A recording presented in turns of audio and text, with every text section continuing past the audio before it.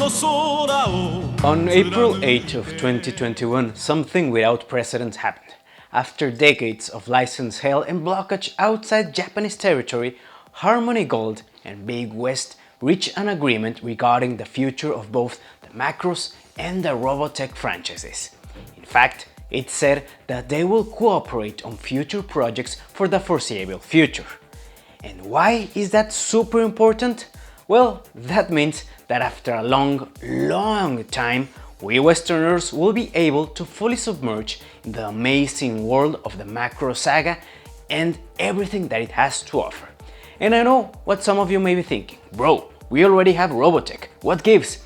And well, yeah, that is somewhat true. Macross was the basis for the Robotech franchise in North America. This is very well known right now, but in reality, Robotech was composed by 3 separate animes: Super Dimension Fortress Macross, Super Dimension Cavalry Southern Cross, and Genesis Climber Mospira. To be more precise, Super Dimension Fortress Macross was adapted into the first saga of the Robotech television series, aptly called the Macross Saga, which is probably the saga that most fans remember and like. But to be totally honest, Macross is that and so much more. I won't delve much into the conflict between Harmony Gold and Tatsunoko and Big West, nor the differences between Macross and Robotech.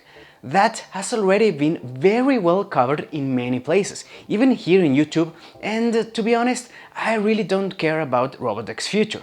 And don't get me wrong, I won't deny Robotech's impact in Western anime culture, nor am I trying to be dismissive of the peculiar and weird, but nonetheless impressive way the Robotech storytellers managed to merge 3 completely separate series into one sort of cohesive narrative that made us care for its characters and, truth to be told, made us fall in love with playing fighters and virtual idols. Yet, in total honesty, the core of Robotech is Macross, specifically Super Dimension Fortress Macross, a series that saw the light almost 40 years ago, on the 3rd of October of 1983, who, alongside Mobile Suit Gundam, would redefine the mecha genre by bringing new hope and idols to space warfare and, more importantly, would change forever the way mechas were designed by introducing the realistic and ever-popular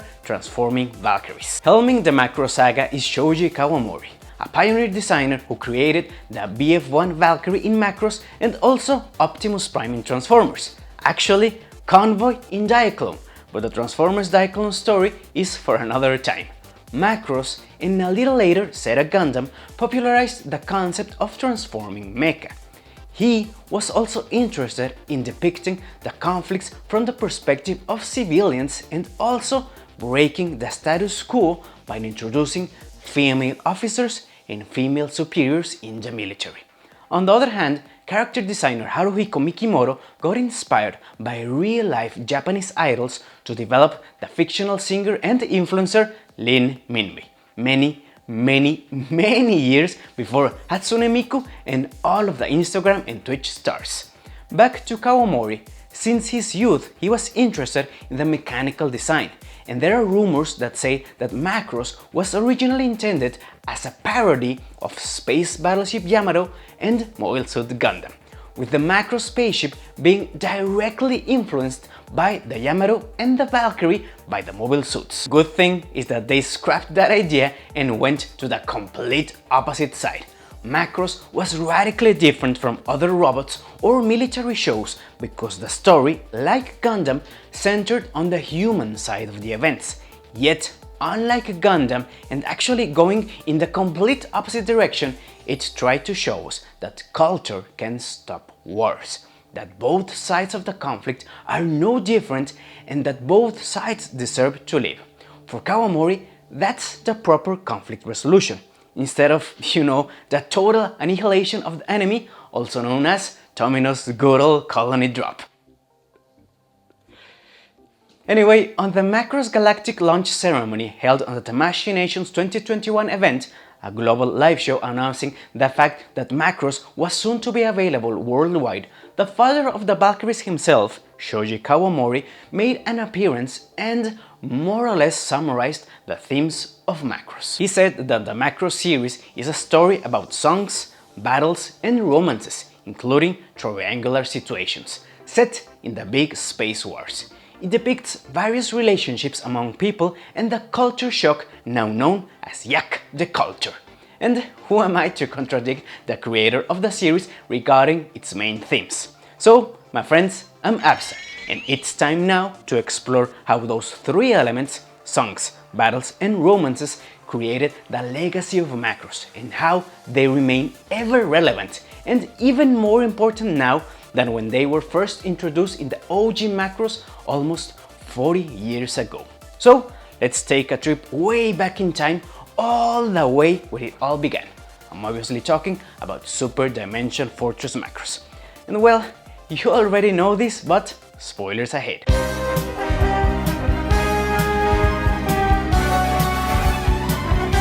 One of the most memorable and/or striking visual elements of Macross, at least for me, is the transforming aircraft fighter, also known as the Valkyrie.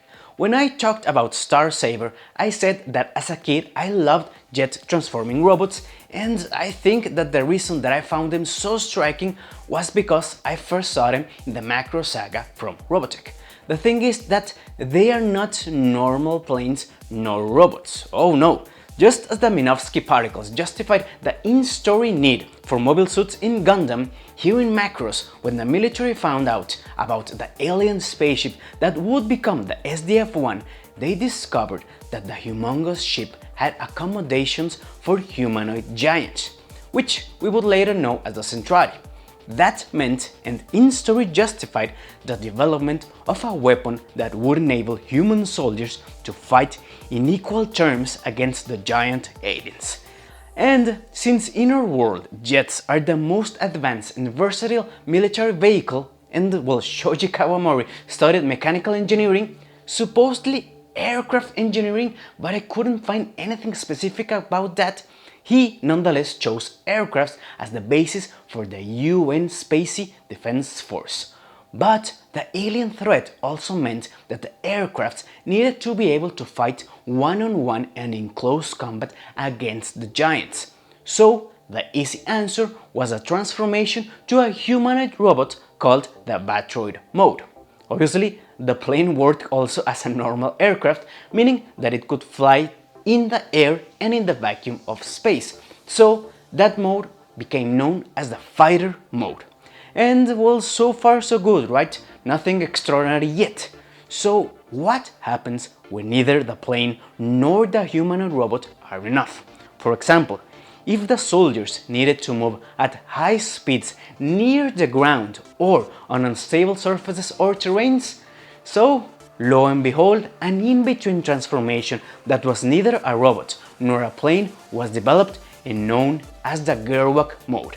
And I'll talk a little bit more about this later. Kawamori took almost a year to conceptualize such object, and his hard work paid off, as this triad of modes in a single vehicle was a total game changer for the mecha genre in the early 80s. And add that to his penchant for realism in aircraft designs, particularly in the OG BF-1 Valkyrie, and you have the perfect balance of striking looks, mechanical functionality, and long-lasting cultural impact. And if I sound like a total fanboy of the Valkyries, it's because, yes, I was one of those kids that always wanted a Valkyrie for his birthday and never got one. Hopefully I'll be able to get one now, particularly the 1 in 72 model kits from Bandai or even the Chokin from Tamashii Nations, but I digress. Back to the Gerwak mode, it truly was something without precedence. Not a plane, nor a robot, but something in between that revolutionized warfare, as it more or less had the best of both worlds.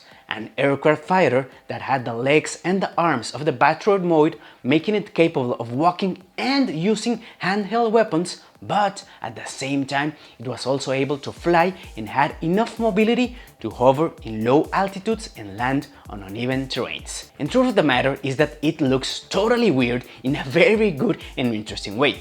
Kawamori spoke in a Forbes interview with Oli Barder and in a TED Talk that he came up with that idea for the Gerwak in a vacation. He said, "I noticed that when I was skiing that I had to bend my knees, which gave me the idea about the mecha bending its knees and make it unique. So I thought I could maybe use that to make something interesting.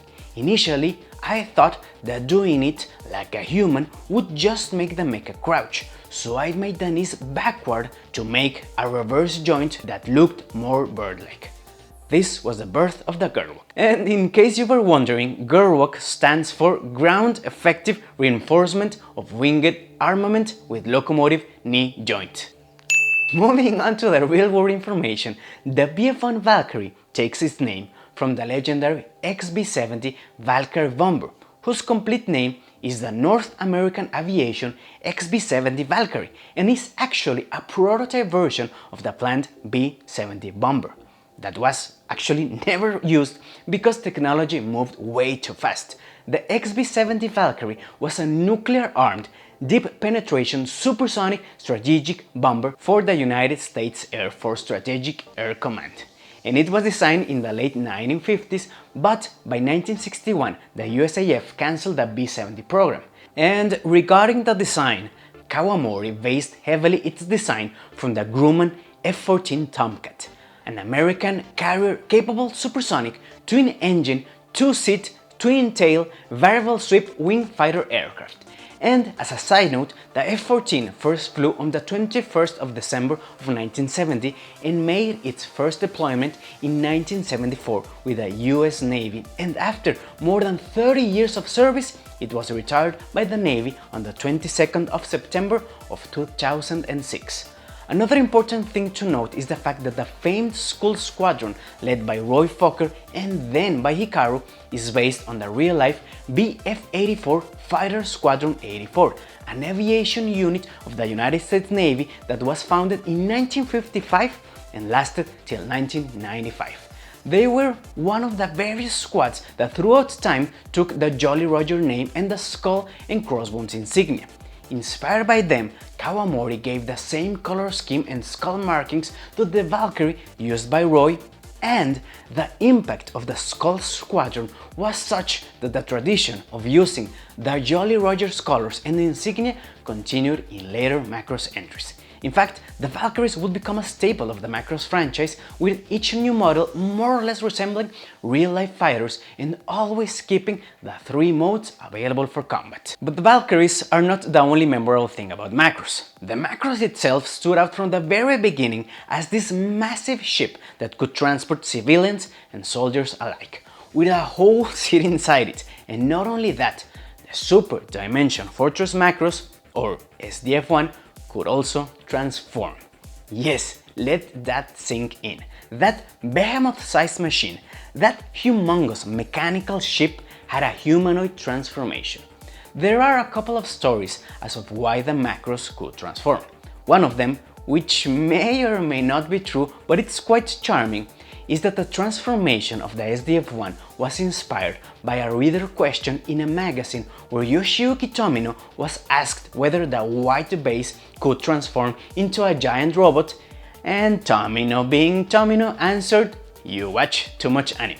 You should watch more Gundam."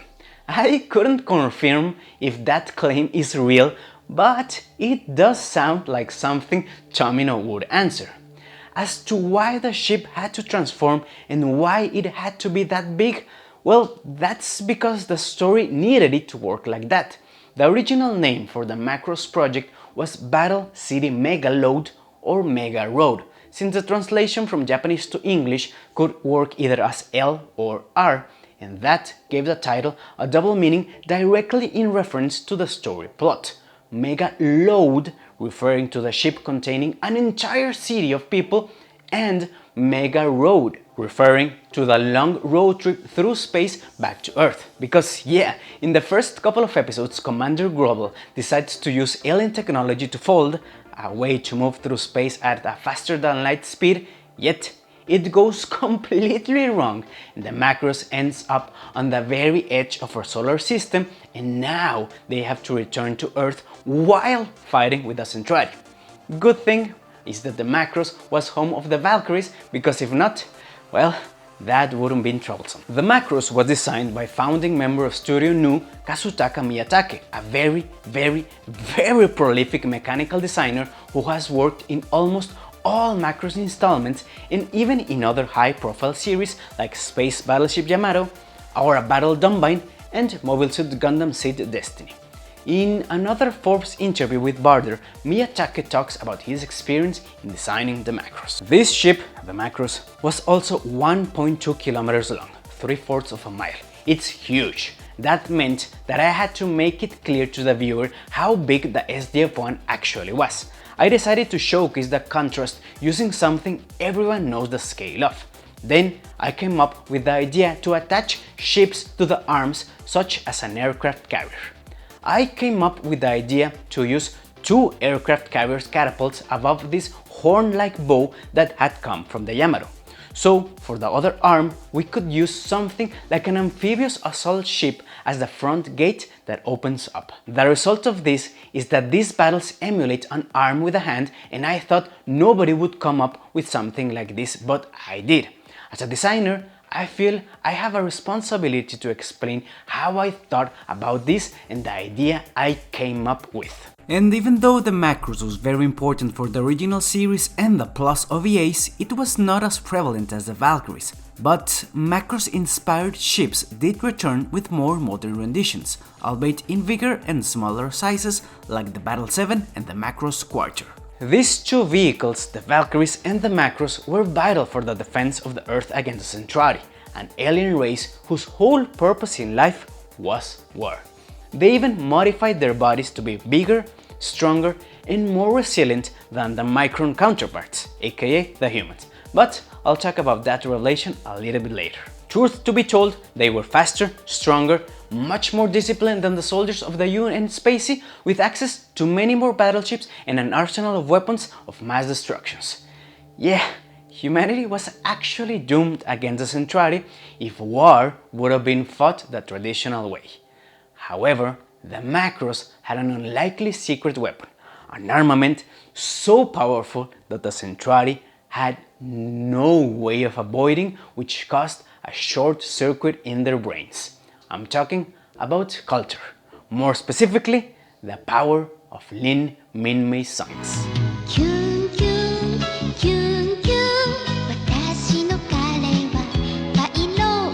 Another concept that totally revolutionized anime in the 80s was the introduction of something else beside robots or magical technology that could stop conflict. If Tomino's Gundam decided to use the concepts of communication and understanding beyond space and time, aka the new types, to explore a different way to end wars, Kawamori's Macross was also very groundbreaking and weird back in the day. He decided to use culture to stop the war, more specifically sound culture, aka songs, to bring the alien threat to a halt. This was something without precedence back in the 80s, an era that birthed almost all of the tropes of combining robots and the willpower boosts to be able to defeat your opponent. You know, get a race and such. Stopping the 9 invincible Centauri fleets with just the songs of Minmei was a very risky narrative concept, but the way the story slowly showed the power of the songs and the fact that the Centauri race was not so different than the human race made it possible and convincing. Well, at least for me. Songs and music do bond human beings. That's why concerts work much better than digital. And there's also music therapy, the clinical and evidence-based use of music interventions to accomplish individualized goals.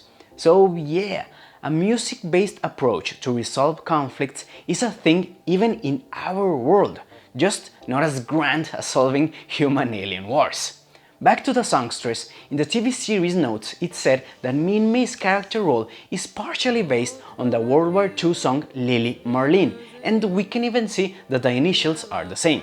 This song transcended cultural boundaries and battlefronts to gain popularity among both American and German soldiers, just as Minmei's songs were able to transcend the battlefront and gain popularity among both Microns and centrality. And well, in this time and age, we know that idols carry a lot of power with their songs, and people are willing to travel to many places in the world just to be able to catch a glimpse of their favorite artist. K-pop stars are probably the newest and most visible trend where we can see fans almost worshipping them. But idols have existed since before social media or even the World Wide Web. Lin Minmei is character designer Haruhiko Mikimoto's fictional response to Japan's 80s blooming idol scene.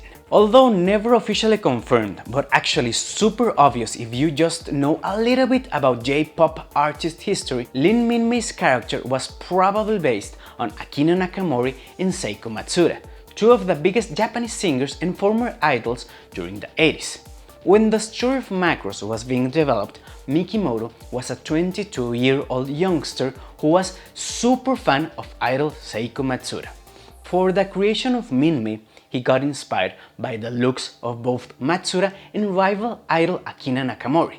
In fact, Macross City is plagued by posters with the names Seiko, Akina or Matsuda. His fandom level was such that even in episode 18, the nurse that tends Hikaru looks exactly like Seiko Matsuda. For us Westerners, this may seem very weird and perplexing, but the 80s was a great decade for Japan's idol scene, and many of them even started their careers when Macross was airing. And well, Hatsune Miku, the second virtual idol, the first being Sharon Apple from Macross Plus, but that's for another time, Hatsune Miku is also from Japan and has gained worldwide recognition. So yeah, long before the K-pop stars, Japan had its fair share of idols, and it makes sense that in story, Minmei would grow from a novice singer to a full-blown galactic idol that happened to not only be entertaining to humans, but also enthralling to the Centauri aliens. And well, now we know the real-life inspiration of Haruhiko Mikimoto to create the look and personality of Lin Minmei. But where does the concept of the culture shock come from? For that, we have to go back to Shoei Kagomori and his upbringing. He was born in a village known as Gokayama in Japan and lived there until age 3, so he was totally taken away by the look of a real city when he arrived to Yokohama City. He talks about how the technology that he saw, locomotives and such, brought him a culture shock that changed the way he understood things, to the point that he wants to convey that kind of new excitement in all of his works to deliver something that makes you feel more alive than ever or even reborn. Does that sound familiar? If so, it's because that's almost exactly what happens with the Centauri the first time they hear Minmei songs and the first time that they encounter the Macross City inhabitants, particularly the first time that they see men and women side by side. In the original series, the culture shock is gradually introduced, at first with very little Centauri being infected by the proto-culture descendants, but reaching a point where almost an entire fleet has decided to introduce themselves in the human culture. 私の彼はやっぱり見ねえキラリ光って急降下キュンキュン Obviously, that is easier said than done, but in the early 80s, it was quite a storytelling statement to, instead of using bigger and more powerful robots, use songs and culture to stop a war. Also, the marriage between Centauri ace pilot Miria Farina and UN Spacey ace pilot Maximilian Genius helped a lot. Yeah, almost like a fairy tale, songs, love and relationships kind of ended the war in Macross, and that has been a staple of the entire franchise.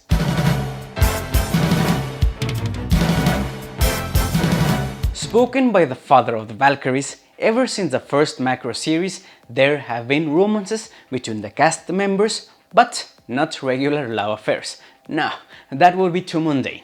Triangular romances are the Macross way. The original love triangle, and probably the most well-known, is definitely the Minmei, Hikaru and Misa affair. The thing is that Macross not only stays there but goes all the way and shows us different couples throughout the entire series. From Misa's failed relationship with River to Claudia and Roy's playful and loving relation, to the weird Minmei-Kaifun family dynamic, to even Miria and Max, rivals to lover marriage, and, in their bizarre ways, Kamujin's and Laplami's culture creating rites.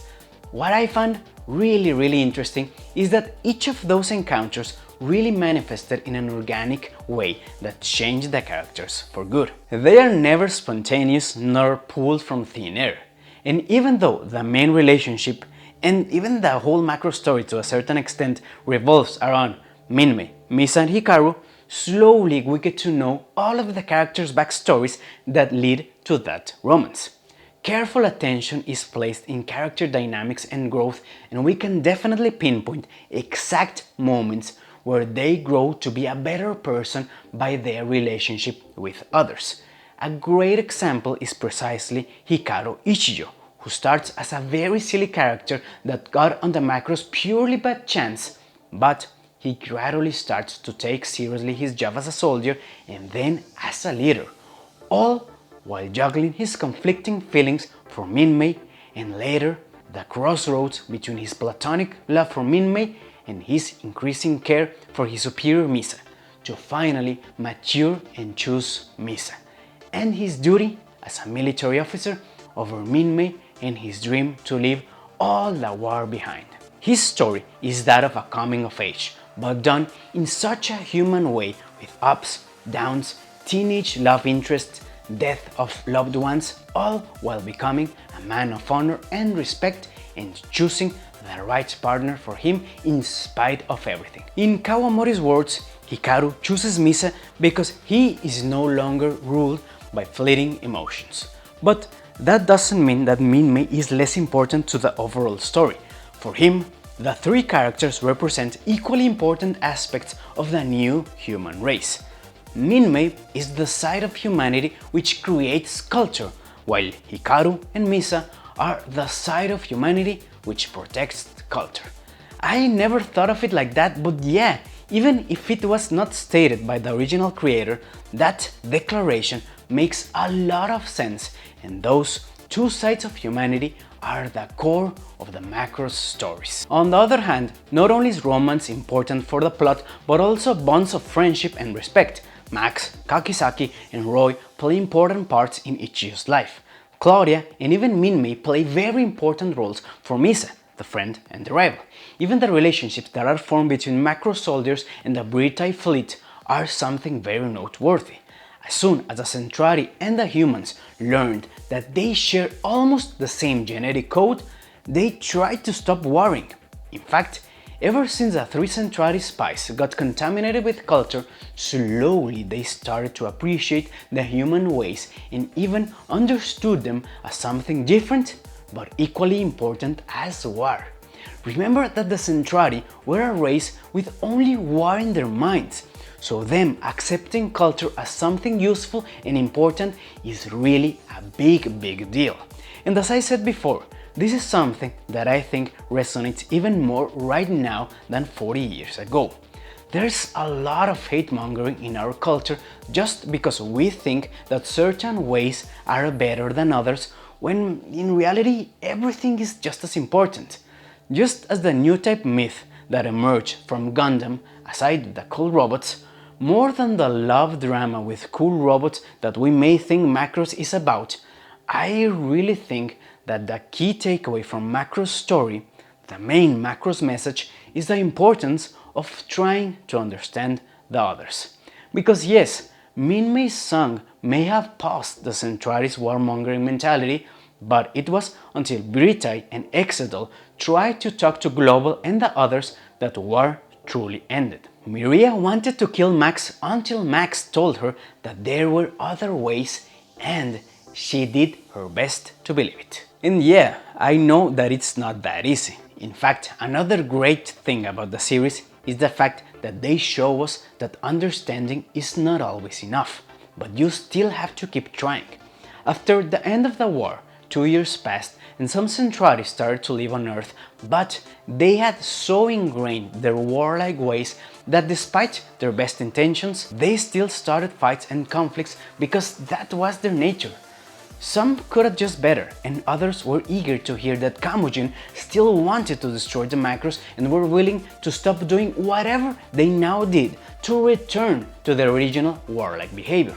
Because yeah, you can't magically solve all of the problems within two warring people just by declaring that both are almost the same race.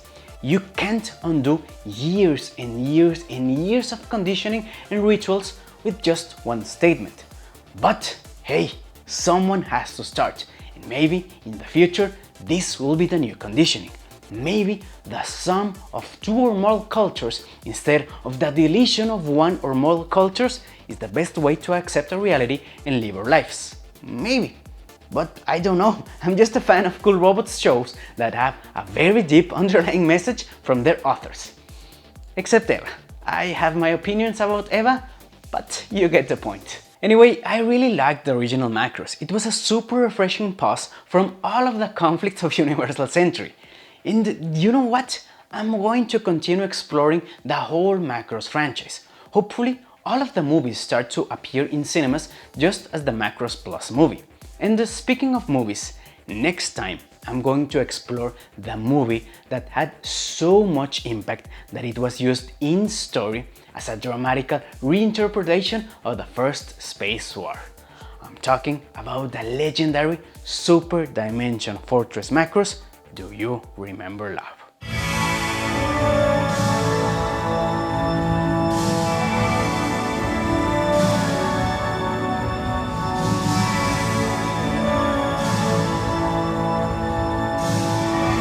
Wow, it seems that I can't do short videos anymore.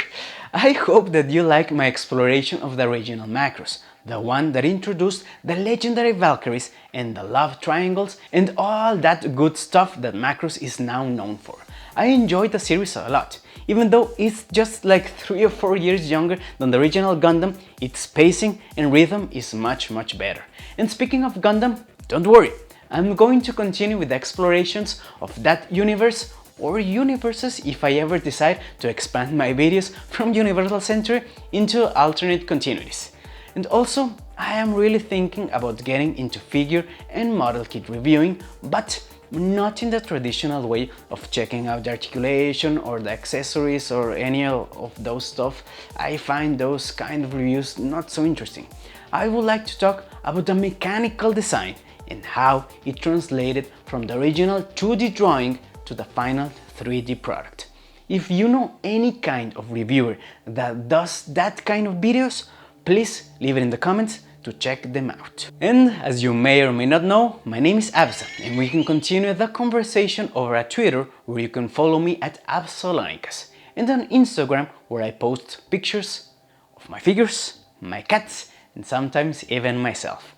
I'll be trying to talk more about anime, comics, maybe even figures if I find a way how to make them interesting.